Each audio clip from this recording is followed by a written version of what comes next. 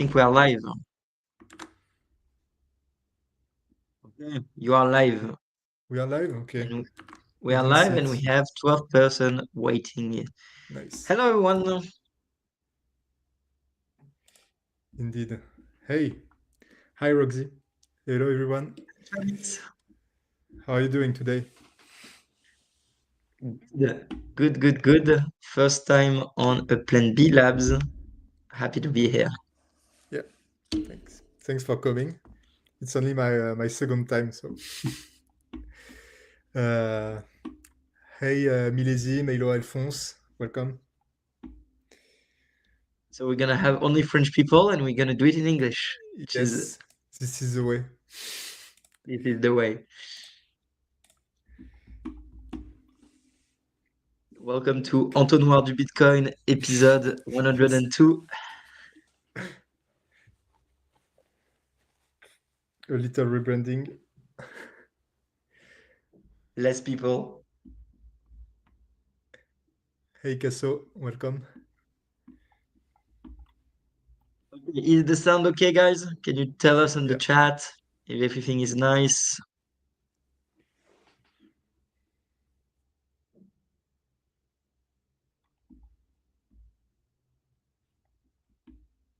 Hi everyone. Okay, seems like Okay. working well. Good morning. Hey, Lunes. Great.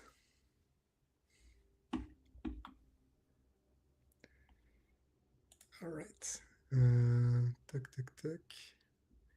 Okay. Hi, Dominique. Thank you. Okay. So it's 4:05. Maybe we can start gently, and people will catch up as they arrive. Yeah. Sounds good. All right. So welcome everybody to this second episode of Plan B Labs Lightning. So today I'm joined by Rogzy, which is the founder of Plan B, initially Découvre Bitcoin. And so today we'll discuss some news around Lightning from the past 2 weeks. Maybe first we can maybe recap quickly what Plan B Labs are. What is the Plan B Labs Lightning? What's the goal with Plan B Labs overall? And then we'll go into the news. So feel free to chime in, Roxy, whenever you want. I have a few slides, but we can completely go off track anytime. So the goal of the Plan B Labs Lightning is to have a community where people who are interested in Lightning Network and notably people who followed some courses on Plan B Network regarding Lightning can gather and where we can track recent developments in the Lightning space. We can have some sessions that could be dedicated to a specific aspect of how Lightning works.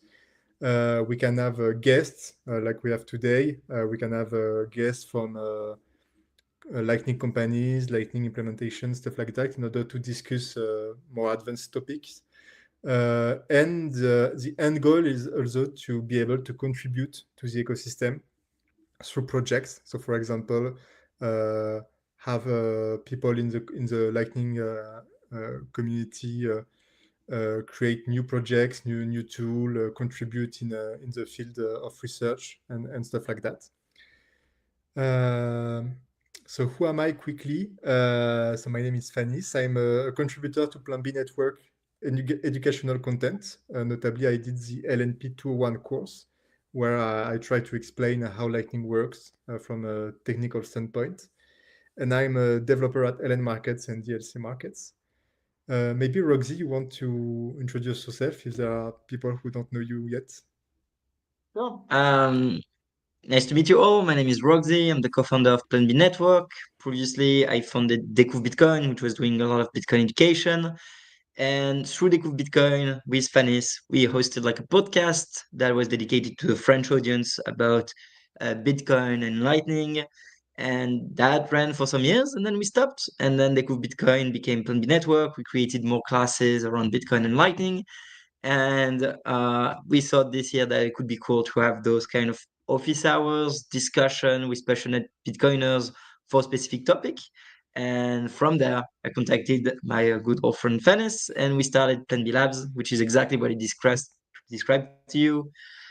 Basically, trying to bring the Lightning community of our students, so our Lightning community from our students together so they can improve. And in a nutshell, that's who I am and why we're here. Yeah, awesome. Thanks. And so an important point as well. I don't think I have. Yeah, I don't have it on the slide, but there are the live sessions like we are doing right now. But the goal is also to have some group with text messages where everybody can gather between sessions and where we can discuss stuff. So currently it's a Kit room. So for those who don't know, it's kit.io. It's a peer-to-peer messaging tool, basically. But maybe we'll move to some Telegram chat because we can have sub channels inside the group, and it will be easier to organize discussions. So keep, yeah, we'll post new information about that in the following days. I guess we're still structuring everything, but the idea is that we have a group chat with several rooms where everybody can gather and where we can discuss stuff and notably discuss subjects, for example, for the next session, or give feedback, ask questions, and stuff like that. And another important point is that live sessions in the lab are not courses. You have a lot of courses on Plan B network, but here the goal is to have something a bit less formal and where we can discuss. So sometimes we could even try to have people come on stage if they want to present something, if they want to ask questions and stuff like that. Everybody is free to propose a subject. Everybody is encouraged to participate. Once again, it will be made easier with once we have everything set up regarding the community, the group, the Telegram chat, and stuff like that.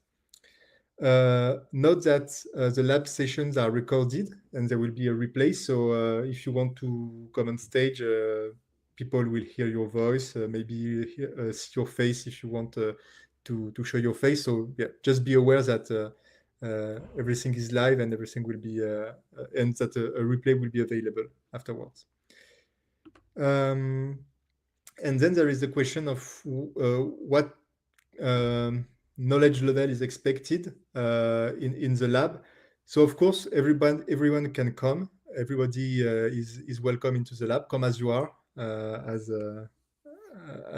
a famous brand says.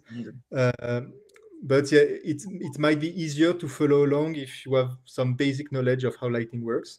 Basically, it's what is taught in LNP 2.1 in Plan B network. So basically, how Bitcoin transactions work. So what is a UTXO and stuff like that. How Lightning channels are built and how payments are routed through the network on Lightning. So things like invoices, HTLC, onion routing, and stuff like that.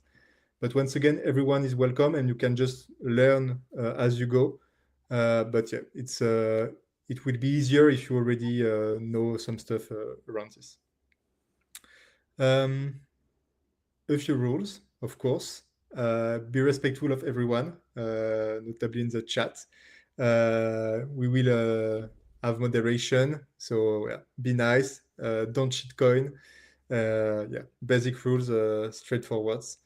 If you'd like to propose a subject for the next session, feel free to do it, but it's best to propose in advance. As you'll see, I've prepared some slides, and I'll usually be in charge of preparing slides for each session so that we can have some visuals and stuff like that. But everyone is absolutely free to propose things. The only thing is that it's better if it's done beforehand so that we can prepare the session and stuff like that. Do you have anything to add to that, Rogzy? No? Sounds very good. Very good. All right. Great. Um, all right. I think everything is working fine. We have some people in the chat. Great to see. So what are we going to do today specifically? So we've got 2 weeks worth of news to unpack. So some things happened during the last 2 weeks in the Lightning space, and the idea today is to cover some of those things. And here are basically a few of the items that we will be covering today. Um, yeah. So the first item is a Bitcoin payments report that was published by Breez and NYDIG. So basically, it's not really focused on Lightning, but it's a report on the state of Bitcoin payments.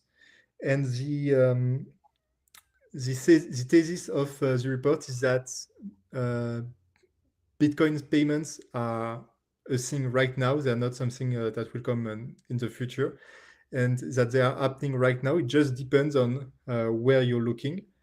And so they give some quite rough estimates of how many users have access to Lightning today. So basically, they go through all the exchanges and all the financial services that have implemented Lightning Network features. So things like Binance, Coinbase, Cash App, stuff like that. And overall, all these companies gross a total of 650 million users. So of course, these kind of numbers have to be taken with a big grain of salt, because I'm not sure they were able to deduplicate users between the different services. I don't see how they could do that. So basically, I guess they added all the users, but I guess there are many users who have both a Coinbase and a Binance account. And then it doesn't mean that these people are actually using Lightning, but they can access Lightning if they want.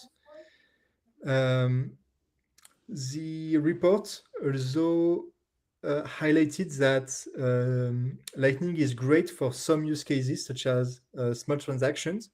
We're talking like transactions for $1 or less, stuff like that, because these kind of transactions cannot be served by traditional payment rails, even credit cards and stuff like that, because they are too small and the fees will eat up a big chunk of the payment.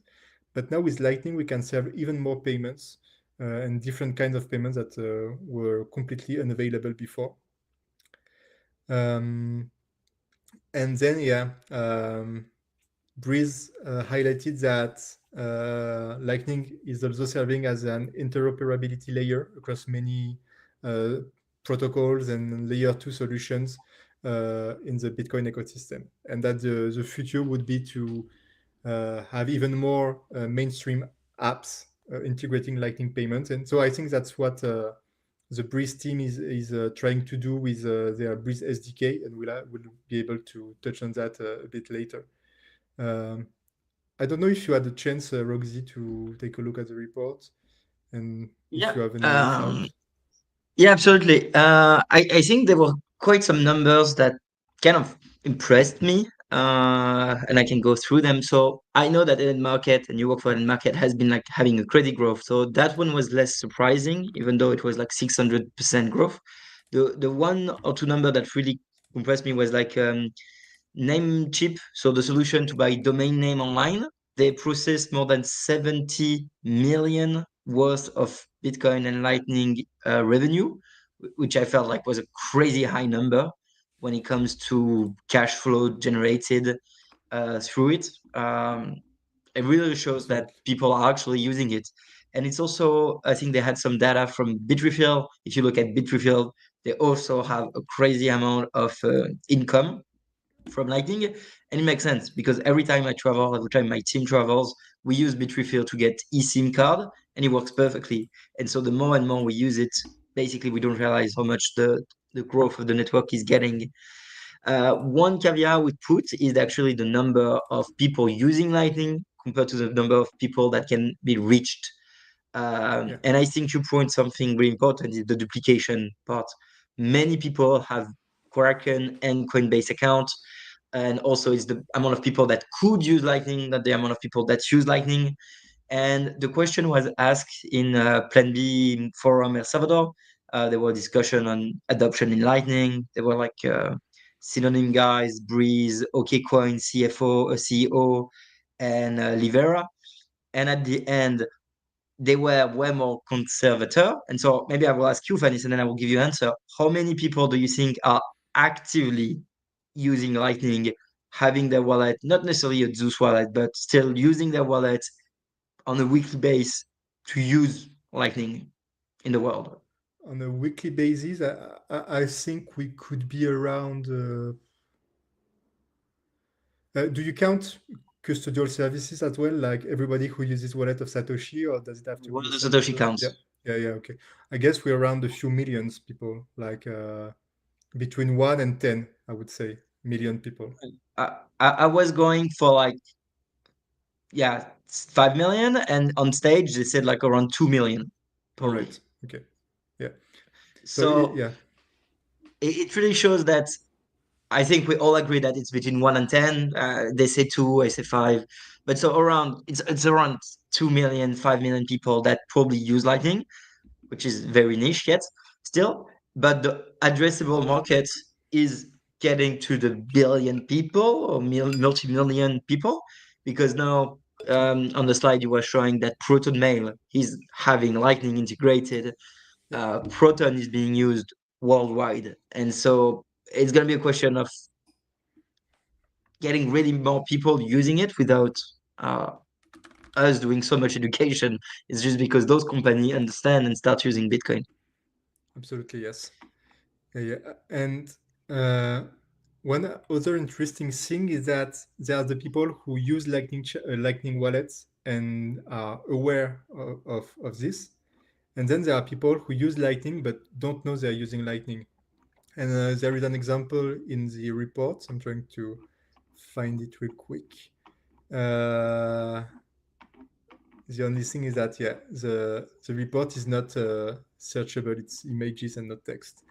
I think it's here. So basically, there are some companies, some fintech companies, and notably remittance companies that use Lightning as payment rails to move money, but the users don't know that Lightning is being used. For them, it's just they are sending from their bank account to someone in another country, and they don't even know that it uses Lightning. Yeah, uh, at all. So yeah, but I agree that yeah, I guess the 650 million was just a big number to yeah to spark conversation and It- show that yeah we It's could the reach it maybe. addressable, it's Yeah, the addressable potential market that already are connected with Lightning. exactly. Yeah. Uh, But but yeah, yeah, you mentioned the $73 million revenue from Bitcoin payments only for Namecheap. I agree that it's absolutely phenomenal. It's mind blowing that just Bitcoin payments represent this for Namecheap, because I guess uh, I don't think it's more than 10% of their incomes that comes through Bitcoin payments. yeah, And we use Namecheap, so we buy using Bitcoin and Lightning for Namecheap. But like even if we spend $1,000 on a domain name, we like and then review it. It's like, how do you spend 73 million on yeah, it? It's quite impressive. Maybe there are some whales, because I think another thing important on that report is the whales um, percentage of users. And if we take a land market, maybe you can talk about it, but it's a lot of big volume from very few people. And so probably in a lot of those, it is also kind of the same scenarios of people that are really like not addicted, but really using Lightning and not even using on chain anymore, and increasing their value as they get more confident with the technology. yeah, yeah, correct. So maybe yeah, in Namecheap case, maybe it's just a few big companies that buy a lot of stuff. And I wonder if the because here the number is in dollars, and I wonder what was the conversion rate used, whether it was Mm. at the time of each purchase, or if it's a conversion now that the conversion was done with 100K dollars per Bitcoin rate. It should have been done at the time they Yeah, receive. yeah, but I don't know what the methodology is, maybe, but yeah, I think so as well. Uh, so yeah, quite an interesting So report. Yeah, yeah, we have a question from the chat. all right. Uh, would you guys agree that LND hasn't integrated Bolt 12 yet because Lightning Labs is deliberately not implementing it because of business model of befriended companies? Nothing to do with the topic, but still. Um, Uh, yeah. Do you want to take this one? you can take it. Uh, I don't know. I don't think so. So of course it depends on. I'm not even sure. I see who who Casso is pointing to with the befriended companies. I think it has a lot to do with priorities, and the clear priority for Lightning Labs was to develop Taproot Assets. That was part, I guess, of the deal when they raised funds back in I don't was it 2021 or 2022? They did a big $70 million raise. So I guess it's mostly priorities. Uh, there is some plugin or some additional daemons that you can run alongside LND. Um, that is called, I believe, LNDK, that lets you run Bolt 12 stuff on top of your LND node. So if that's something that you, so of course, it's not, it would be better to have native support for Bolt 12 stuff into LND, but I think we're coming there, and maybe now that we have Taproot Assets released, and USDT coming and stuff like that, it will be they will have more time to yeah, to develop this kind of stuff. And also, Bot 12 has been more adopted by the others, so now they can Yeah, catch up. It's always a game of what each implementation wants to prioritize. all right. And I guess it's I don't know if you have more to talk about the topic, but then I guess you did mention Taproot Asset and your SDT on it. I think it's one of the big topic today. So Yeah, if we want, we can disturb your order, bring yeah, chaos into your absolutely. presentation, You're right. I'm yeah. and I'm go just for it. up. I'm changing. So yeah, for those who want to take a closer look at the report, we shared it in the chat. And here we go. I'm going to share up I think like the well, homepage funny window. search. One thing is sure is that Boat 12 will be adopted. Like they Yeah, maybe 4 years ago we were questioning. It took way more time to be integrated. It was really slow. Even 2 years ago we were mentioning about 12, Boat 12, and it was like not fully um, full speed on every one side. But now there's the website Bolt 12. There's a lot of help from Spiral to push it. Like Bolt 12 is gonna become a reality, and even if LND decide not to do it, like they will have to put Bolt 12. I don't think they have the option to just not use it because of political reason at that yeah, point. I agree. I think one of the big moves for bot 12 was when Phoenix added support for bot 12, and that you could with the whole contact features where you can send payments to someone who you already registered the Lightning bot 12 offer. You can then just send them funds, and when they need to receive the funds, Phoenix will automatically wake up to receive the funds. So it has completely changed the user experience for when using wallets like Phoenix. Um so yeah, I think yeah, you're right, and it was maybe just they didn't want to be the first to move because they wanted to focus development on other stuff. But now that it's being really widely adopted, they will have no choice but to yeah, to add it as a native feature into LND. Um, so yeah, another news before we continue maybe to Taproot Asset is just the announcements we've got that Breez raised $5 million. So from Entrée Capital, Ego Desk Capital, Time Chain, and Plan B Fund. Yoo-hoo. And so that's interesting. And there is you can go read Roy's media blog post about the race. But what's also interesting is that in the same blog post, they detail, they give some data about Breez SDK's usage and about what the what their are their next big steps. What are the next developments that they are focusing on? Uh, and so for those who don't know, Breez SDK, so there are two kinds of Breez SDK. So an SDK, first of all, is a software development kit. So basically, it's some libraries and tools that aim to help developers integrate uh, something. So in this case, it's Lightning into their product. So basically, if I develop an application for I don't know social media. Maybe I don't want to. Maybe I want to add Lightning payments, but I'm not going to spend time developing a completely new Lightning wallet from scratch. So instead, I can use some SDK like the Breez SDK, and it will be uh, much easier for me instead of having to redevelop everything from scratch. Um, and so there is now more than 40 apps that use the Breez SDK. 1.5 million users served by those apps. So once again, maybe not all users use this, but I think it's a much closer Yeah. estimate of how many users there are of Lightning in the world.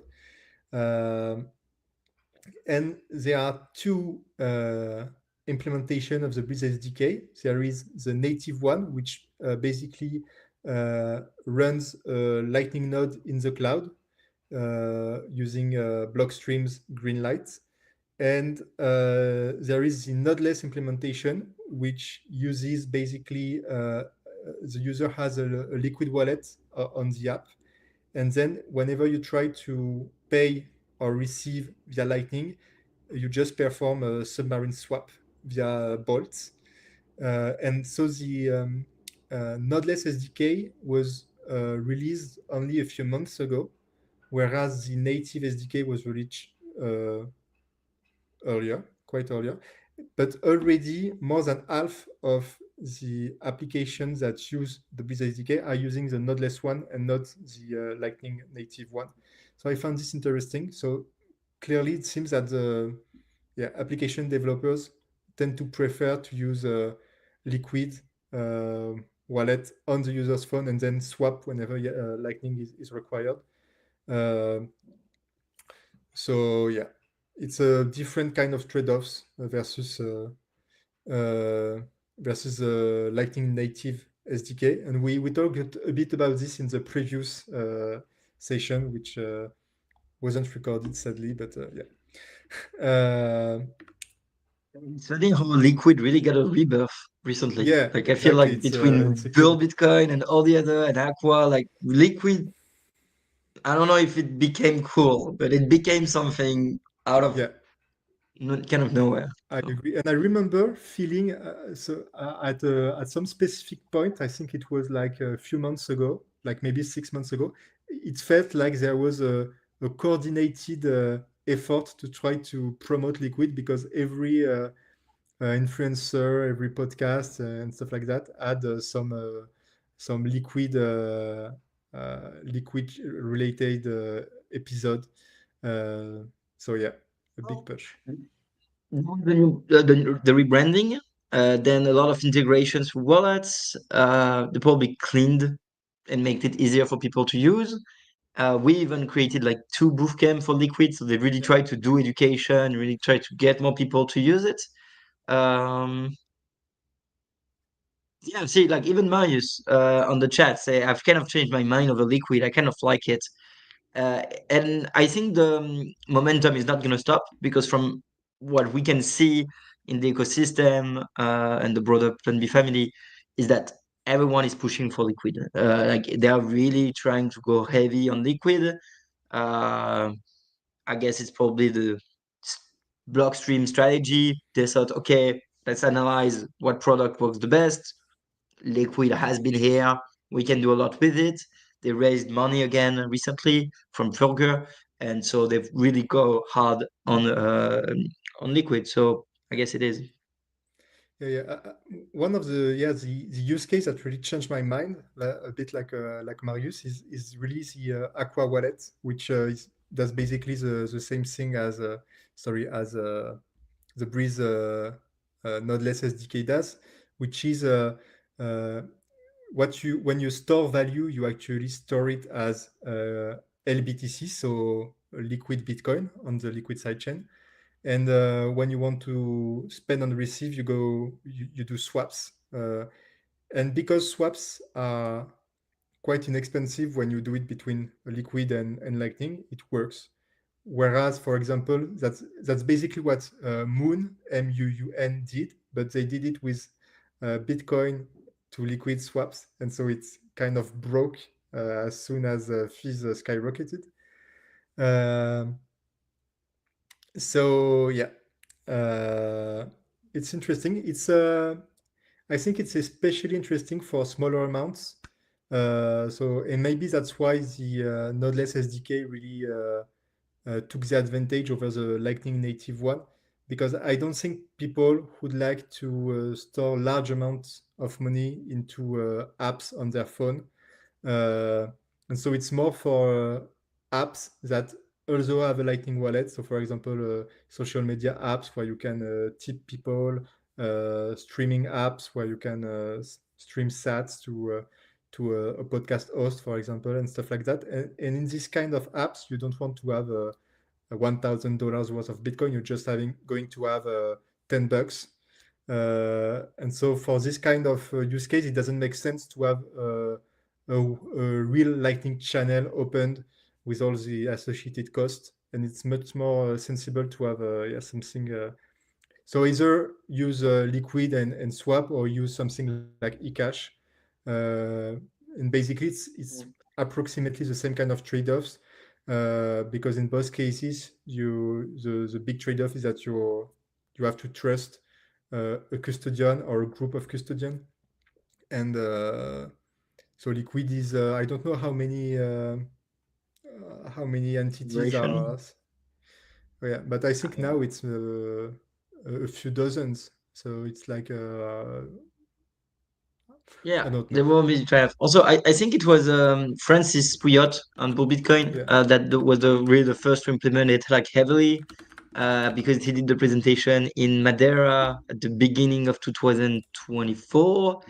Uh, and since then, like Aqua came out from Gen 3, even though I don't really like Aqua, but Okay. the logic is here. People are using it, and no Lunes, no one is aiming at me. I'm safe. But feel free to come, Lunes, if you want to discuss and debate, because I know you can debate. Uh, I'm sure we can give you a link if you want to come talk. Yeah. So I'm on the Liquid website trying to see how many members are in the federation. Uh, One thing I do see is that while we said that Liquid get a new bootstrap, like in a way, marketing expansion, eCash didn't felt like it, and Fedi neither in the past 6 months. They were like D++ conference based on it, but they were more on the low key. Well, I don't know. From my radar, Liquid was more trying to be active. Well, okay. like you mentioned, they try to solve some of the same issues. Yeah. Interesting, because for me it was a bit the opposite, I think. I followed eCash development much more closely. I think that than Liquid. But maybe it was because I was approaching it more from the technical standpoint, and eCash was a bit more, move fast and break things. whereas Liquid is a bit more established. Uh, and so, yeah, I just checked. There are currently 73 members of the Liquid Federation. So it's becoming, yeah, quite a huge Big number of nice out. different entities. Yeah. Yeah. So great. Feel free to ask question if you want. And maybe we can move on to the next topic of today, which is USDT on Lightning. So it was recently announced during the Plan Forum in El Salvador by, I think, Paolo and Lista. Was it? Yeah, that was that on Elizabeth stage. Stark on stage. Um, big big defeat on RGB side. She never mentioned them once, Oh, which sucks. She said thank you to the broader Bitcoin community for their previous effort. okay. And on that, it's funny. I don't know uh, what you can share and stuff like that, but for example, so the announcement was really USDT on Lightning with Taproot Assets. But at the same time, we've seen some releases from the Iris team, which I believe is a team from Bitfinex, which works on RGB. So Um, Basically, trying to get USDT on Bitcoin through various means has yeah, always been something that is really interesting on Tether side, I guess. Mostly because it will increase the potential market cap and make it more secured, more decentralized, etc. And there were multiple ways to get to there. RGB was one of them, so they've heavily financed RGB, but RGB is a fucking mess because of Maxim, and it's complicated. So there were many different paths to try to do RGB. Iris Wallet was one of them. Federico Tonga is also working on another way. Maxim is working on his way, etc. But no one really managed to fully convince to the scale of Taproot Assets, probably because they don't have the same talent and it's a different protocol. It's more complicated. At the same time, the free market happens, and so Taproot Assets came to be, and they were really dedicated to put it on it, and they made it. But the announcement is that it is coming soon, TM, yeah, because they still don't have anything. They still need to figure out how to block fund, and that's actually something we've talked with Roy, and we don't understand how it will work exactly in the details, but Tether will need to be able to censor and block and seize found yeah, on Taproot assets. It's not negotiable because they will need to regulate that. Yeah, and money, of course, money, budget, everything. But so basically, my point is that it has been announced. Now they need to figure out the bridge to get the liquidity in. They need to find the tools to block anything that is being asked by any entities around the world that want to censor. Um, so that's going to be at least 6 months of development, probably, in my opinion. And also, 70 million is not including what potentially other people have been sponsored to develop. Um, but in general, so that is going to be a big blockage. And then what is funny is that I see a lot of people saying, "Oh, it's going to be available on our platform." Voltage is like, "We already have LND, so it's okay. We're going to have USDT." And all the smaller, are trying to push that they have USDT on Bitcoin through them. Well, the reality is that no one has it yet because it's just not been built. It's only that the big blocks are here, and now they need to figure out the details. But we could say that the devil is in the details. And if there is not a very high degree of centralization to respect the US law and all the authoritarian law of blockade fund, for sure Tether is not going to put anything on it. yeah, So it will come, but they will need to bring the bridge. One way I think we discussed with Rahul, they will do it, is that they will be basically just a giant files with all the address that cannot send money and being circulated. And so every time you will do a transaction, you will need to check that list. And if it's in the list, you will have to not validate it. But that only works if you are like a regulated Lightning Taproot asset provider. And so if basically you get USDT outside of those regulated one, through whatever mean you want, then that will not block it. So Yeah. there's a big question of how they're going to make it, and I don't have the answer, and Roy doesn't have the answer. Maybe you have the answer, but we don't really see how they can block it if they want to block it, and they have to block it. So it's kind of weird. Yeah, it's a hard problem. I don't really have a solution. Yeah, I guess so because there are technical solutions that would kind of work in 90% of the cases. Like you could have edge nodes. For example, if you're looking at USDT on Lightning, you could have edge nodes act as financial entities who would check that they are allowed to make a transfer. But so it would bring a lot of uh, regulatory stuff onto Lightning. So maybe it's not so great, but that would be a way to do it. But now you're never sure with regulators if what you're doing on the technical side is actually enough. And I think uh, the design of Bitcoin and Lightning here shows how hard it will be to design uh, completely compliant systems, which is both it's not great for Tether, for example, because they would like to bring USDT on Bitcoin and Lightning. But I think on the other hand, it shows that the system was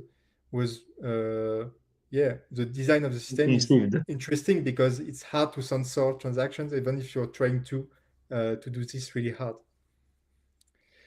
No, no, Um, absolutely. So it's also funny always when we say we're freedom tech oriented, yeah, anti-censor, and everything with kids, Pulmi Network. We have a lot of privacy things, and we have all the freedom to talk about that. Well, Tether needs to regulate or be able to comply at a worldwide scales. So it's I don't know how they will do it. I've talked also with Rosbeef, and he said that he knew how to do it. He explained it to me, and I couldn't understand. So I'm sorry. I'm not okay, like I try to understand, but it's impossible. But he seems like he has a plan. He said right, it's not the hard part, and there's like other component that is harder uh, from like his point of view. Um, but I think it's gonna be a blacklist, and it's just as easy as that. And then it will say those guys use USDT without our permission. I think that is yeah, like a basic go-to, but I'm not sure. yeah. Maybe we'll have to invite roast beef to the lab and We can try to have him coming yeah. to the Tuscany Lightning Summit. Oh Maybe yeah, it could be a good occasion, and the lightning the LN Market team could join us, and there will be a lot of lightning discussion. yeah, definitely. I ask my boss if he agrees. Um, Marius, Marius is asking about secondary markets. yeah, I do think that's what's going to happen. The same way RGB would have allowed like a distribution. I think Lightning will allow that distribution, and people will just like take USDT, put it on Lightning without asking for Tether authorization. It will be distributed through like sovereign Lightning nodes that accept some rules, but they're not the same rules, and it will not be censored. Like I do believe technically that's how it's going to be at some point, but maybe it's not. yeah, and I'm not sure how RGB compares to that. Whether it would be easier in RGB because I think they went a bit further ahead with the smart contract aspect of the things in RGB, whereas Taproot Asset is, as the name implies, much more focused on the really assets part. So I wonder if it would be maybe easier to implement some kind of restrictions like that in RGB. Uh, but yeah, Like whatever restriction there is, you will always find a way to re-implement it yeah, uh outside of the scope that they've delimited, which I Exactly. think would protect them from the law, but would protect the global Bitcoin community from censor, Yeah.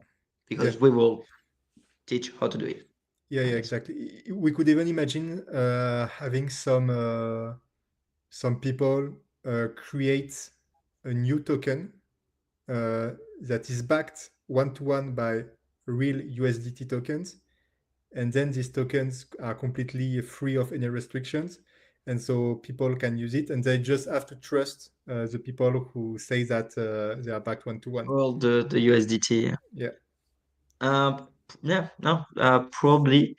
And yeah, I forgot what I was gonna say, but yeah. Also, Theo, I think Livera is gonna interview Roastbeef. So there may be some interview that will be more technical to that degree. okay, nice. And yeah, one of the things you mentioned also made me think about. Jolt's wallet made an announcement that they support USDT on Taproot already. But just to be clear, what they did is actually, I think they issued a token of their own using Taproot Assets, and then they promise that when USDT comes out, you'll be able to exchange your token from your Jolt wallet one to one with real USDT tokens. So that's So why, it's what you said. Yeah. yeah, basically it's what yeah. So, but here they did that in order to be able to, yeah, announce that they already support this kind of stuff and showcase that the tech is already here. So we know how to create tokens on Taproot Assets. I think what's gonna be funny to see is the distribution of, I won't call them stablecoin, but stabilizing solution market share in Lightning, meaning that you could use stable channel, you can use USDT, there will be USDC, of course, there will be all the other token back to something, uh, et cetera, et cetera. And so what would be interesting in 5 years, 4 years, 3 years is to see like, okay, out of Lightning, how do people stabilize their sats in USD? And like, does Tether continue to have the 99% of the market share even in Lightning? Or did on Lightning and on Bitcoin people decided to use like alternative solution that could be more sovereign, like stable channel or other things? So that's probably going to be a matrix we should be looking at over the time. Yeah, definitely. I'm really not sure about where it would go actually, because uh, using custodians like Tether really helps make it scale, whereas stable channel is seems to me to be really harder to scale because you need to find a counterparty that agrees to create a stable channel with you and all this kind of stuff. So yeah. Great, awesome. So yeah, I had prepared a few slides trying to explain maybe really uh, uh, not in a very detailed fashion how Taproot assets work and how it would work with Lightning maybe. Uh, so basically, you can create a new asset uh, using a Bitcoin on-chain transaction. It has to be a Taproot transaction. And one of the great things is that this transaction looks just like any other Taproot transaction. And then you distribute the funds inside these transactions to, I don't know, maybe the 10 first user. So you do the initial allocation of funds for this asset. But the actual data about about the balances of the different users is not published on chain. Uh, it's uh, it's in a sparse Merkle sum tree. So it's in a special kind of or Merkle tree that is really great at being able to show that something uh, exists or not, and to be able to check that there is no inflation on the number of tokens and stuff like that. So that's some fancy Merkle tree, let's say.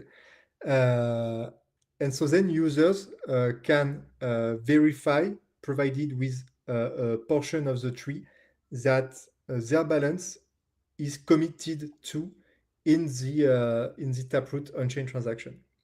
So basically, it's a bit like RGB. So Taproot Assets and RGB are a bit alike on this aspect. It's a client-side verification. So only a hash of the data is committed to on-chain, and but with a minimal set of information, you can uh, independently verify that you do have a balance of say 10 USDT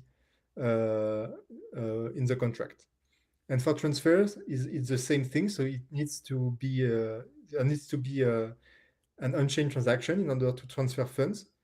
But in one on-chain transaction, there can be actually uh, uh, a lot of transfer of USDT. You can change a lot of balances so as many as you want actually inside one on-chain transaction. Uh, and so you could deploy it uh, into Lightning because it's just quote unquote it's easy to do because it's just uh, Bitcoin transactions, and so as Lightning is just uh, unpublished Bitcoin transactions under the hood, you could create Lightning channels with Taproot assets inside them. Um, and then if you want to send a payment to someone across the Lightning Network, you don't need to have a full pass that is Taproot Assets enabled. That's I think, one of the big improvements that Taproot Assets brings, notably when you compare it to what existed before, which was Omni layer, uh, which is that you can just you'll be connecting to a edge node, which will be in charge of routing your payment across the network. And if they need to, they will be able to convert the USDT, for example, into SATs, into BTC, and then the SATs will be transferred as any regular payment across the Lightning Network. And at the destination, your recipient will be connected to a edge node 2, which will be in charge of converting the BTC back to USDT. So you just need to have a mean to ensure that the conversion rate is the same between the exit and the entry, but that can be done in several different ways. So it's not really that big of a problem. Um, so yes, that's about USDT on Lightning. So as you said, it's soon TM. So you said 6 months. That's your is 6 months just for the on-chain part, or do you think we will have Lightning as well? I say 6 months because they said four. Okay, yeah, it's and they said four for just for the on-chain stuff. No, I think it was four for like Okay, figured for out the everything. bridge Yeah. and the compliance. Okay. It's important to also understand that I think uh, why they released it now is the same as kind of why Apple released the headset. It's because they don't want to keep it closed. They want people to know, build on it, and try to compete. So the more Taproot assets are being released on the protocol, the better it is for Tether, I guess, because it means not just them using that protocol; it's everyone using that protocol and them including. And I think one thing they were waiting, or I believed that they wanted was to see like a lot of assets, and turns out, did I froze? No, no. There is not that many assets, if none, I think. So, uh, will USDT really be the big first one to be used or not? That's going to be also a thing. And so, if they need like 6 months to fix the legal issue in between, a lot of people are going to try to FOMO and get into the protocol faster than them. And I don't think that's a bad thing because that will actually like crash test it for them, and they will be able to like use those data to improve for the true release with like I don't know how many million they will put, but you can probably imagine that they will not put fucking 1 million when they go on it. So Yeah. And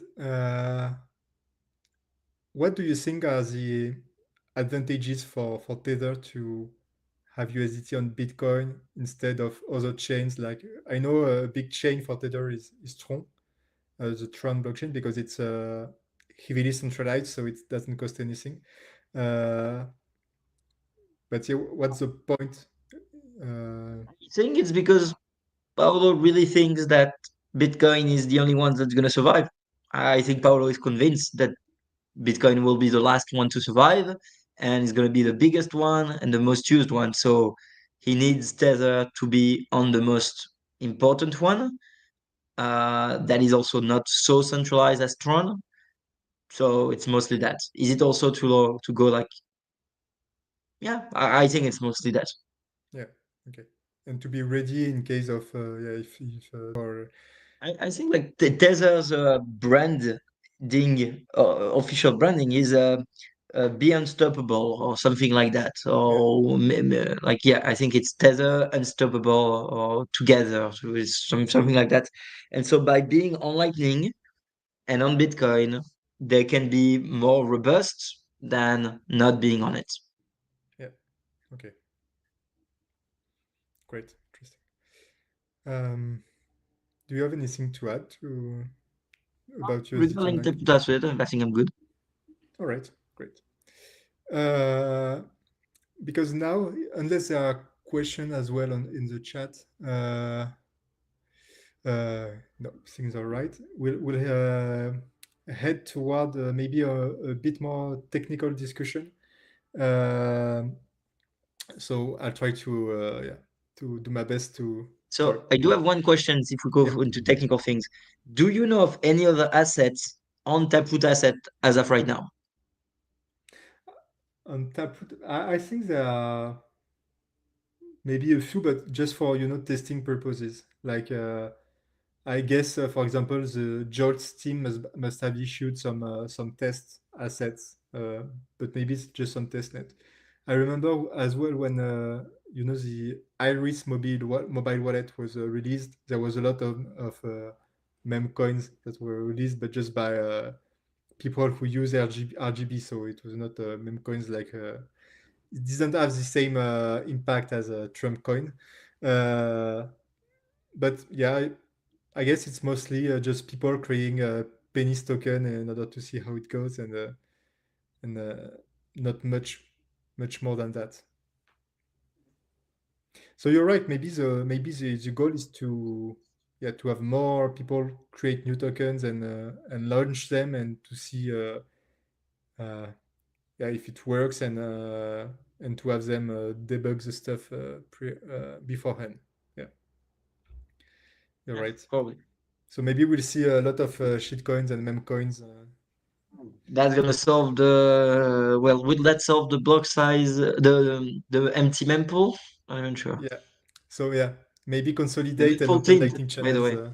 right now, because maybe it will the mempool will be full soon. We don't know. Uh, awesome. Yes, there is. Marius is right. There is the Tiramisu wallet as well, which was a Taproot Asset wallet. Is it Taproot Asset or is it RGB? I don't remember actually. I think it's Taproot Asset. Yeah. And yeah. Um, Okay, Rodriguez, so wonder if there will be a swap for USDT Lightning to Liquid. Would probably need to be a service USDT provider as opposed to bots. Um, maybe, but maybe for I don't.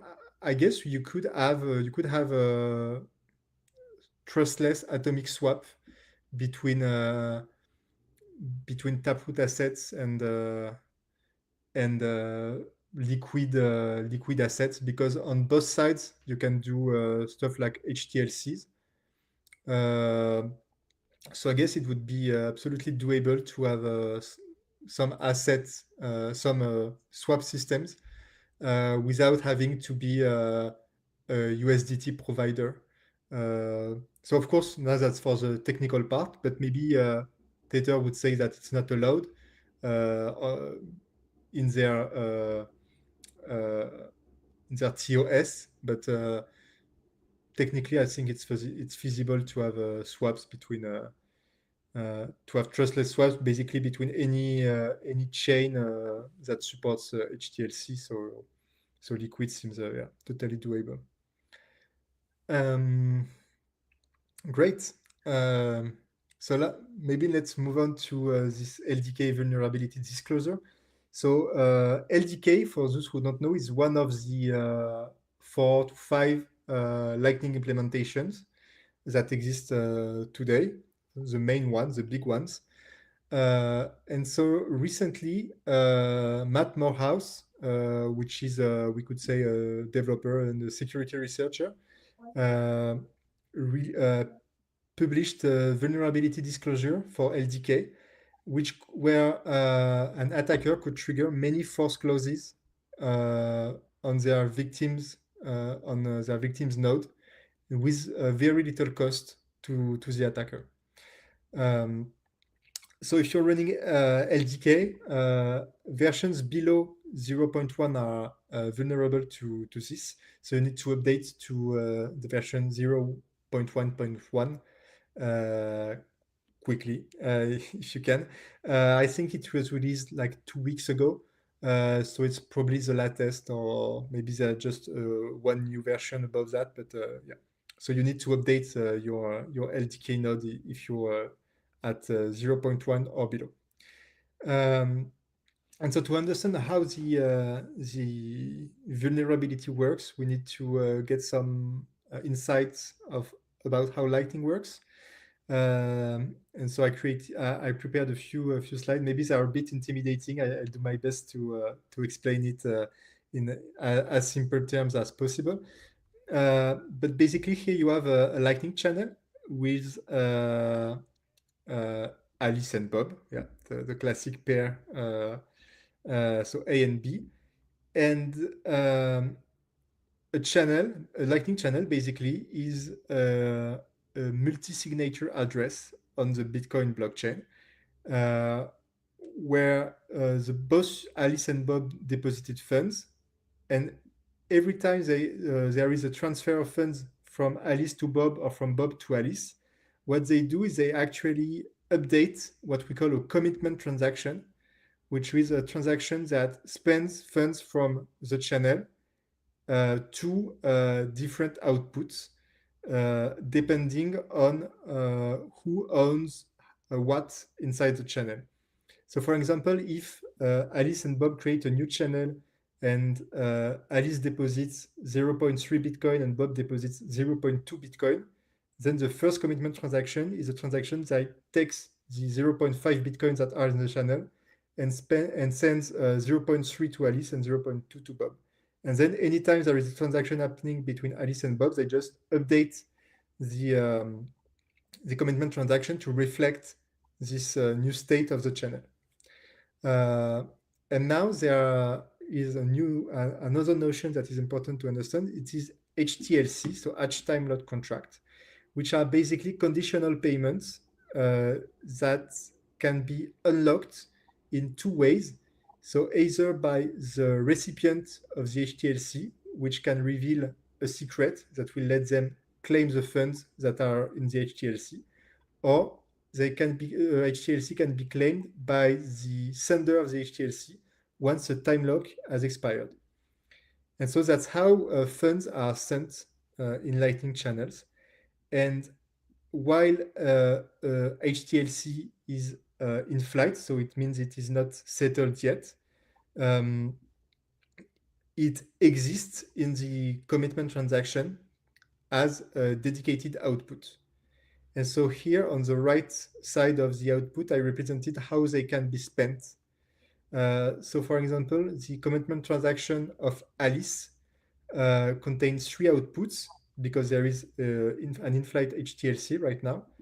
And so output Alice contains the amount that is on Alice's side of the channel and can be spent either by Alice key, or it can be spent by Bob, but if he knows a revocation secret, which he will only know if this state is not the last state of the channel, but is an ancient state that has been revoked. Bob's output can be spent by Bob, and the HTLC can be spent either by Alice after a time lock has expired, or by Bob by giving what we call the pre-image. So basically, the pre-image is what you need to hash into SHA-256 in order to obtain the hash that is used in the HTLC. And so Bob knows this pre-image because he gave he created an invoice which contains the hash of the pre-image and gave it to Alice. And Alice used this hash that was in the invoice in order to create the HTLC. So it's Bob who initially created the pre-image and the corresponding hash. And so the commitment transaction on Bob's side is quite symmetric with Alice's commitment transaction. There are a few differences, but we don't have to dive into it to understand the vulnerability here.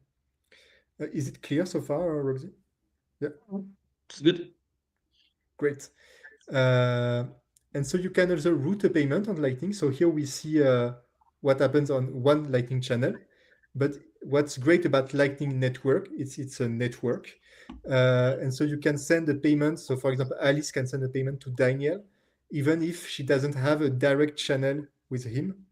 So she can route the payment through routing nodes, so intermediary nodes, and through channels that don't belong to her.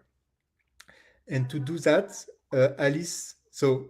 Daniel creates an invoice with a given hash in this invoice, and he sends the invoice to Alice. And then in the invoice, Daniel also says where he is on the network so that Alice can compute a route that goes from her to Daniel.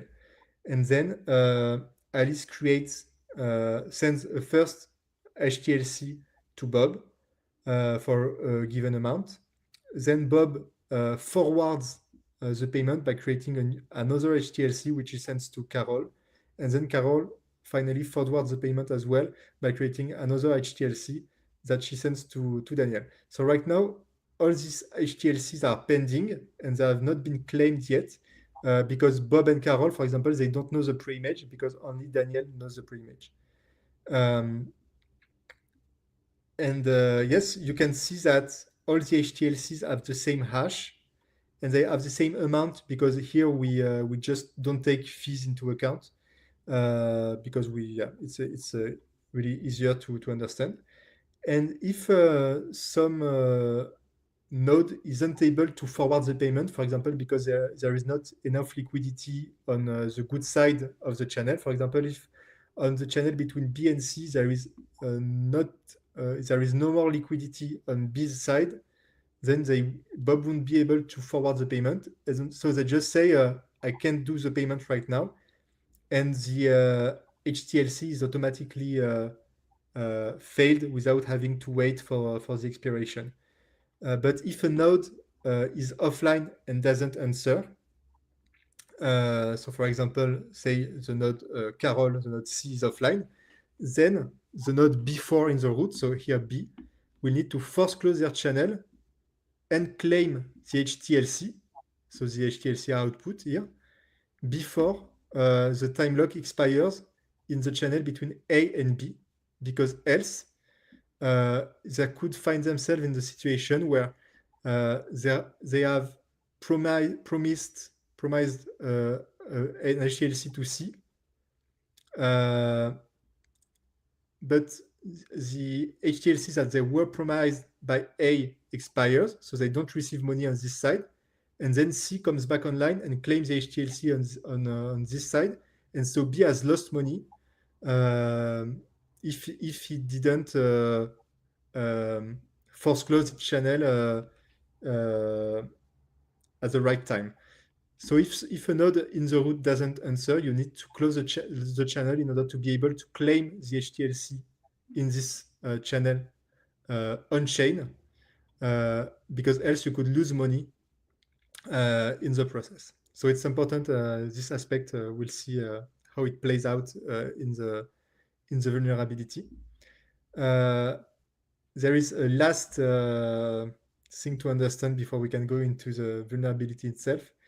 So it's that in a given channel, there can be many HTLC that are simultaneously pending in the channel at a given time. So you can have up to 483 different HTLCs in the same channel.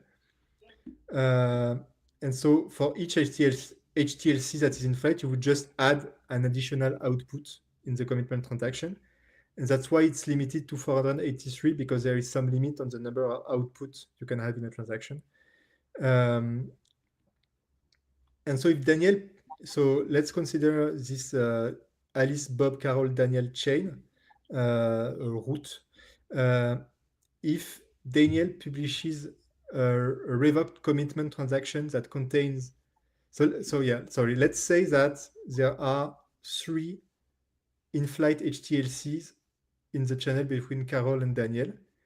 If Daniel publishes a revoked commitment transaction, so something that is not valid anymore, that is the meaning of revoked, that only contains 2 of the 3 HTLCs that are currently in flight, then Carol must do 2 things. She must fail backward the HTLC that is not included in the published commitment transaction, and then she can claim the other HTLCs, the ones that are in the on-chain transaction that was published by Daniel. So she must claim them as she would do with any HTLC output. But she needs to fail the one that is not in the commitment transaction, because she can't claim it using the on-chain mechanism. Is it clear so far, Rogzy? Yeah. Awesome. Thanks. And so now we come to the vulnerability. So in our example, A and D are 2 nodes that are controlled by the attacker. C is the target, the victim, and the B1, B2, B3, B4 nodes, it can be more than 4, it can be as many as you want, are just some nodes on the network that don't know what is happening.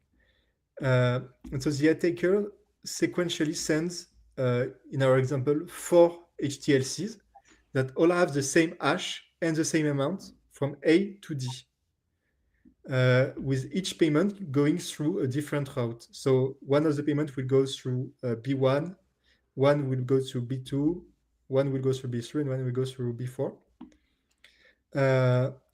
And once all these HTLCs are in flight, so D waits, D doesn't settle these HTLCs right away, he waits, and he publishes a commitment transaction that only contains 1 of the 4 HTLCs. For instance, it contains the first HTLC because it was the first commitment transaction that was signed during the attack.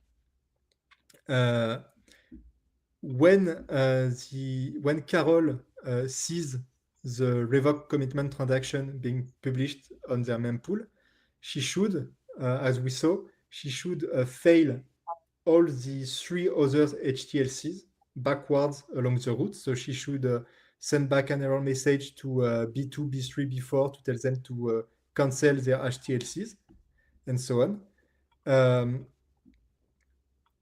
And then she should settle the first HTLC on-chain. However, the problem is that, to save memory, LDK will delete HTLC source data, which is what it uses to tell 2 HTLCs apart and to know which one is which for revoked commitment transaction. So once a commitment transaction has been revoked, LDK used to remove this data. And so it could only use 2 things in order to identify HTLC in a revoked transaction: the hash and the amount of the HTLC. But as we saw here, all the HTLCs that the attacker sent have the same hash and the same amount. And this code here, what it does is that it checks if the commitment transaction is revoked, it checks if the commitment transaction contains a HTLC that has the corresponding hash and the corresponding amount. But it does so for all the in-flight HTLC, but for all the in-flight HTLC, the answer is yes, because there is one HTLC in the commitment transaction that has the correct hash and the correct amount. But there is only one instead of the 4 that should be there. But the LDK wouldn't notice because it identifies HTLC only based on the hash and the amount. And so it wouldn't realize that it needs to fail these 3 other HTLCs, and so they would remain stuck. And the nodes B2, B3, and B4 would have no choice but to force close their channel with C in order to avoid losing money when the expiration would come to the time lock would expire on the HTLC that they are receiving from A. So basically, this attack allows the attacker to cause their victim to have their Lightning channels force closed, and it doesn't cost much for the attacker because they publish a revoke transaction. So Carol could use the justice system in Lightning in order to claim the funds, but Daniel could have, for example, sent all their funds away so that they don't risk much. They don't have much at scale. They don't have more than just what we call the reserve. So yeah, that's basically the vulnerability. And so the fix is basically that LDK, since version 0.1.1, it will preemptively fail back HTLCs as soon as their expiration comes to close, is to close, and that and if the downstream channel is closed or is in the process of closing. So basically, if it sees that, for example, the channel between C and D is being closed, C will preemptively fail HTLC that are pending in order to avoid being in this situation. Yeah, was it clear? It's a bit technical. It was clear. Okay. There was some question on my side. I do think I understand most of it. I'm not as technical. So he say, so no, you can trick into thinking transactions are revoked. Well, it is not the case. She kind of also understood that. So you can trick it into thinking transaction are revoked, but it's not the case. How would you do that, Theo? Yeah, I'm not sure I follow you either. And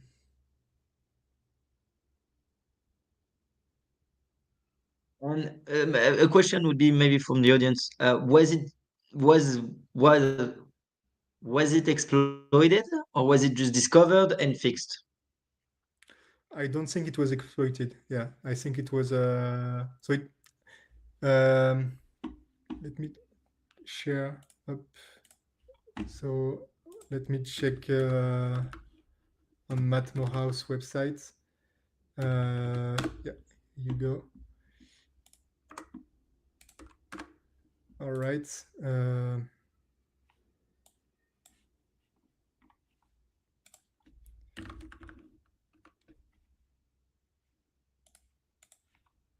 So I'm trying to share it. All right. Here you go. I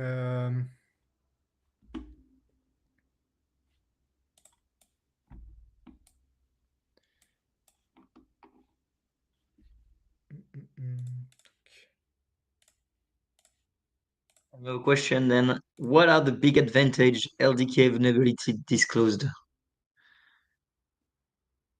Okay. So yeah, basically the idea is that Matt Morehouse is a software engineer, currently focusing, as he says, on security and stability. So he has done a lot of vulnerability disclosure in the past. So here we have the more recent one. He published another one. Actually, he published another one about LDK that I missed. Interesting. So there was another vulnerability disclosure. So I think he did a full audit of LDK. He found a DOS vector in LND and stuff like that. And so the idea is that he will make a responsible disclosure. So that's why he details here in the discovery timeline. So he discovered the vulnerability on December the 7th, 2024, and reported it to the LDK security mailing list. And yeah, basically 1.5 months later, the vulnerability was fixed on LDK. And then 1 day later, there was a public disclosure of the vulnerability and then detailed description. So it's not always like that. I think they did this. Clean. Sorry? It's really clean. Yeah, it's clean, but sometimes you wait, for some vulnerabilities, you wait really longer before you give details about what it is.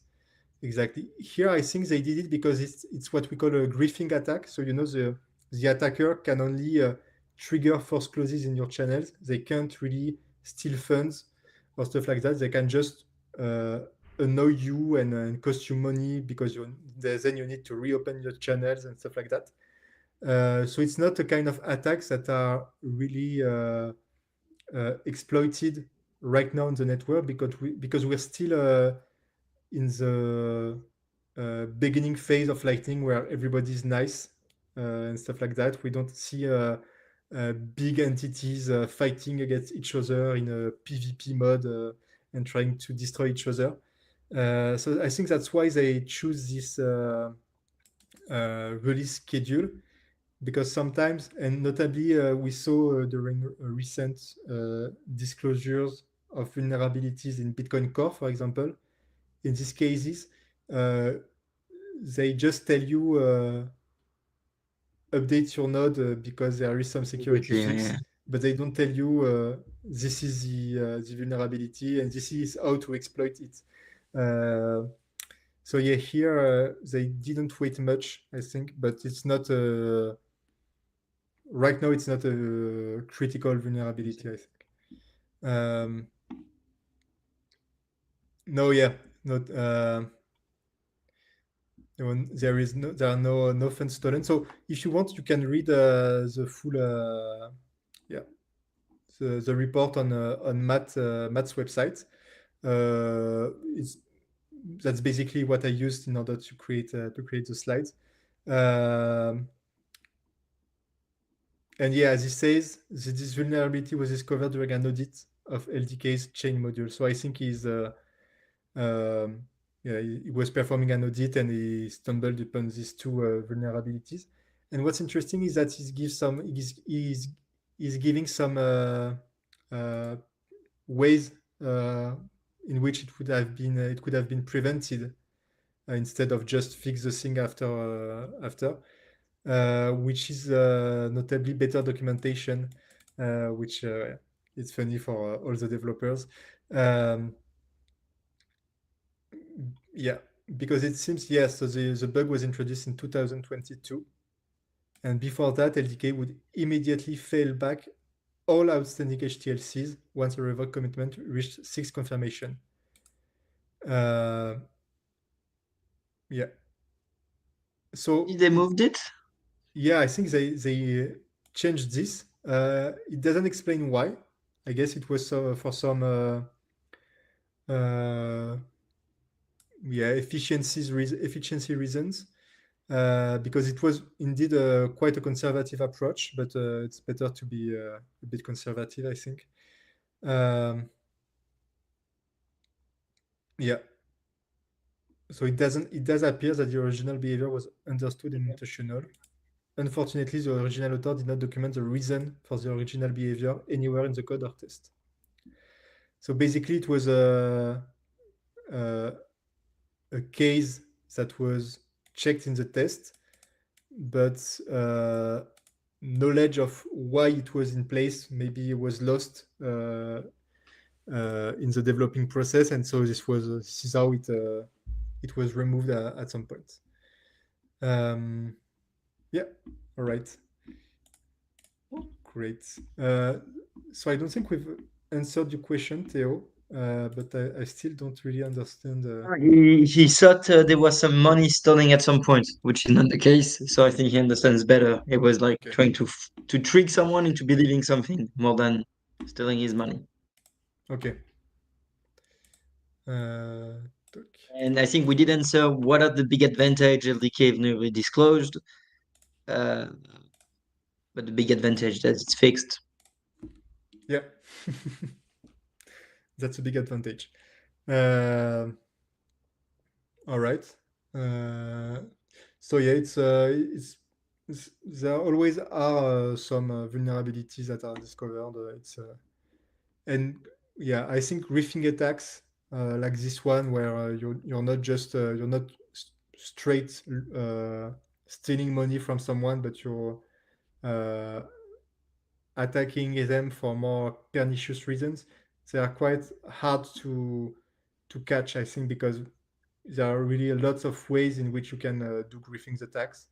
There are other attack vectors currently on Lightning that are, for example, at the protocol level. So it's not at the implementation level, but at the protocol level. For example, there is a channel jamming, and so yeah, there are lots of there is lots of research and work to be done in this area.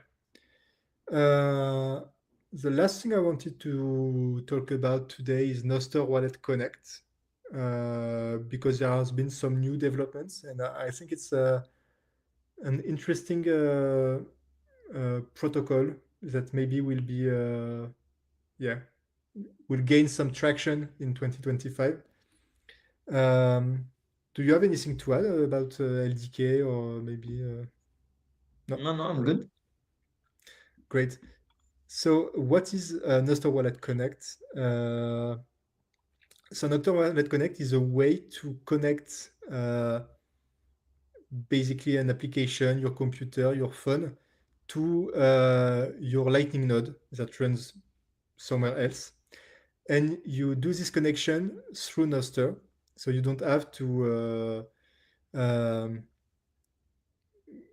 you don't have to use a specific server that handles this. You can use the Nostr network of relays, which is I think the big advantage here. It's kind of when you connect to your node with Tor, but instead of using the Tor network, it's using some Nostr relay. So of course it doesn't have the same privacy implications, but basically you're just sending Nostr messages, Nostr nodes, a special kind of Nostr nodes to a relay between your app and your node. But what's great about Nostr Wallet Connect is you can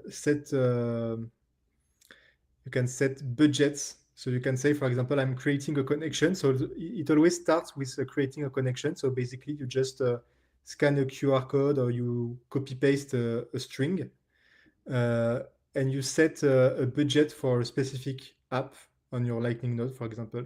And you say, I want to create a connection, but the app will only be allowed to use, I don't know, 10,000 sats daily, or 10,000 sat monthly. And so it helps compartmentalize, and you can connect many apps to the same node without having the risk of seeing your all your funds being drained, for example, if you did a connection to a malicious service. And so yeah, recently, so I think it was last week, or maybe even yesterday, Zeus, which is a prominent Lightning wallet, announced support for Nostr Wallet Connect, which is great. It's just yeah, another way to connect to your node. And I think it's great if we have more people running their own nodes. So it's always great to have new solutions to allow you to allow users to connect their Just wallet to their node. And I also saw, and thank you, Lunes, who also yeah, mentioned it to me. There is a recast extension called Vortex, which uses Nostr Wallet Connect. And so recast is basically, so it's just for macOS, but basically it's you can have access to lots of shortcuts. Uh, and so you can just, using Nostr Wallet Connect, you can just send funds or receive funds without having to open a dedicated window in your browser, without having to launch a dedicated app. You can just uh, press Option space on your keyboard, and you can then launch a shortcut and send funds or receive funds. So yeah, I just wanted to mention that for today. Um, I don't know if you've used Nostr Wallet Connect before. I've used it, and I've used it for one reason, and I think it's the only reason I still like it, is because you can do recurring subscription. And I Yeah, don't think you can do recurring subscription any other way yet. Maybe it has yeah, been developed, but that was mostly the reason I used the Nostr Wallet Connect. I do think recurring subscription is something we crucially need in the ecosystem, and if it works through that, fair enough. Also, I'm quite impressed by the traction they have gotten. Uh, yeah, like it's pretty, yeah. Like Zeus now, LB use it. It's getting really big for what, 2 years of development, I think, a year and a half now. yeah. I think 2 years maybe. What did you use? Did you use Zap Planner for the recurring Yeah, payment? Do you remember? yeah. I think I used that planner. It was the same guys that do some conference. Raycast. Alphonse used Raycast. I think I Okay, use. nice. Let me check. So no recast. Yeah, okay. So Alphonse, if you want, you can use if you have a Lightning node with Nostr Wallet Connect, you can use Vortex uh, with recast. So it's in the recast store. Uh, And so what's great is that you can set a budget, as I said. And so yeah, if you decide to trust the Vortex extension, you can just yeah, set a limit. And so even if there is a bug or a problem in the Vortex extension, it's not such a big deal because you only lose up to the budget that you set. Um, yeah, okay. My question would be like, do we have alternative to Nostr Wallet Connect? To first, do we have alternative to them? And second, can we do recurring payment without like? Is there an alternative to do recurring payment? Two questions. So I think there is yeah, there are alternatives, I think, because the way it works is that for recurring payment using Nostr Wallet Connect, I've lost my mouse. No, it's here. Is that uh, basically the app will periodically request a new payment from your wallet, um, and uh, and if it's within the budget, then the wallet will pay automatically. And so that's how you do the recurring part. But you could also imagine that directly in your wallet, there is a built-in clock that tells it to use, for example, Bolt 12 payment or to use key send in order to send the payment uh, to another node for example, every month, because a big problem was the fact that you need to request an invoice every time. But now that we have Bolt Web offers, you could just register the offer of your recipient once and then automatically send a new payment at every requested period. Um, and it would work. I think where it will really one of the great things with Nostr Wallet Connect is also the fact that the receiver can request payment automatically up to the budget that Yeah. you set. And so you could use it, for example, for a lot of stuff where you want to pay per use, but you don't want to spend a lot of time having to validate transaction every time. So for example, say you're on a newspaper website, for example, and they let you pay per article instead of having to get a subscription. You could imagine that you could have a Nostr Wallet Connect bridge setup, so a connection setup between the newspaper and your wallet. And then every time you open a new article, they would charge you with Nostr Wallet Connect, but you wouldn't have to authorize every Okay. payment each time. And then it's limited by the budget you've set, but as long as you don't reach the budget, you don't have to authorize every payment. And so it reduces the friction uh, a lot, I think, because it's one of the big issue with micropayments is that every time you make a transaction, you also have a mental cost of doing this payment. And with protocols like that, it's removed from the equation. Mm. Very cool. Okay. Perfect, Fennis. Do we have question in the chat? Yeah. And we have feedback also. Feel free to tell us if you found it interesting, what you preferred, if you, for example, if the vulnerability part maybe was too technical. I don't know. We're trying to see what kind of stuff is interesting for you. Uh, so yeah, feel free to give us some feedback if you have any to ask questions, stuff like that. I think it's pretty cool. We probably like one thing that was good with the Space Cake on X was that it was really easy for people to join and talk. Yeah, Maybe we should like set up a link so that anyone that wants to interact can just like one click join. I don't know if SteamYard can allow that. Maybe like a special I talk think. room, no video. But I think it's good. Let me I think the see. format is good. An hour and a half, an hour works well. I do think the PowerPoint helps a lot compared to Entonnoir, where we had no Yeah, PowerPoint. I do think it helps. Uh, No, I think my vision with Splendid Lab is that it's going to evolve from more presentation to discussion to group of students as time goes. So the more like we get students, the more we get organized, probably through Telegram, I have to admit. Maybe we can have, like you said, small assignment to the students and they present themselves. So we could be like, okay, you have to read that report and you will brief it. So you more as a mentor can have that person come talk for 10 minutes, you discuss it, and then someone else come to talk. But I think that's going to take time to find. I think we need to fine tune every time. So it's getting better every time. Um, and yeah, I'm curious about the feedbacks of the viewers and also yours. I mean, we're literally adapting the softwares and tools every 2 weeks exactly. as of now. So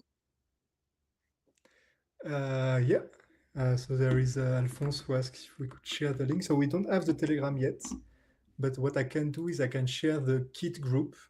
Uh, and if we, when we move, generate to new exactly. link, Yeah. yeah, have it. All right. Perfect.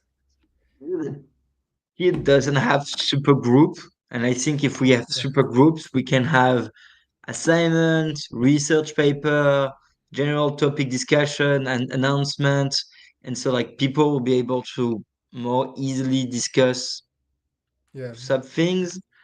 Um, yeah, probably. Yeah. Yeah. I agree. Yes. We need to have yeah, some folders and subgroups in order to keep things organized. Yeah. Great. All right. Thank you a lot, Fanis. Thank you everyone for watching. If you watch the replay, please like, subscribe, and follow us. Fanis, where can people find you? They can find me on Twitter at Fanis Mikalakis and on Nostr as well. The same name. uh, yeah. All right, sounds good. Any last words? Yes. No, but thank you for joining today, Roxy. It was really great to have you, yeah, and to be able to chat with you about all these topics. See Uh, you when you come back. It's a nice refresher from the space cakes. yeah, it's And then based on topic, I think we can find like more expert people than me. I'm not deeply technical. I navigate the ecosystem, I'd say. But I think having a guest does bring a lot of value. yeah, definitely. It can be a discussion this way, but yeah, what we're still trying. I think what we will find out, yeah, by doing is yeah, whether it's best to have some dedicated sessions, some dedicated lives that will be announced as being technical, and others that will be more light, or to have uh, light and technical subjects mixed into every session. I don't know what the best approach is, but definitely it will be great to have a guest from I the Lightning think ecosystem. it's gonna move a bit like the space cakes. Yeah, Probably that we can do news at the beginning, but it's like the report is generic, but then there's a new research paper or something like more advanced. I think people like that there's both. Um, I get for honestly, we're gonna improvise yeah, exactly. as always. Great. All right. See you, everyone. Have a good day. Don't forget to create an account on Plan B Network if you haven't, and rate Fanny's courses 5 stars if you like it, and put a comment. It's gonna help us a lot. Yeah. See you. Thanks everyone. Thank you, Roxy. Bye bye.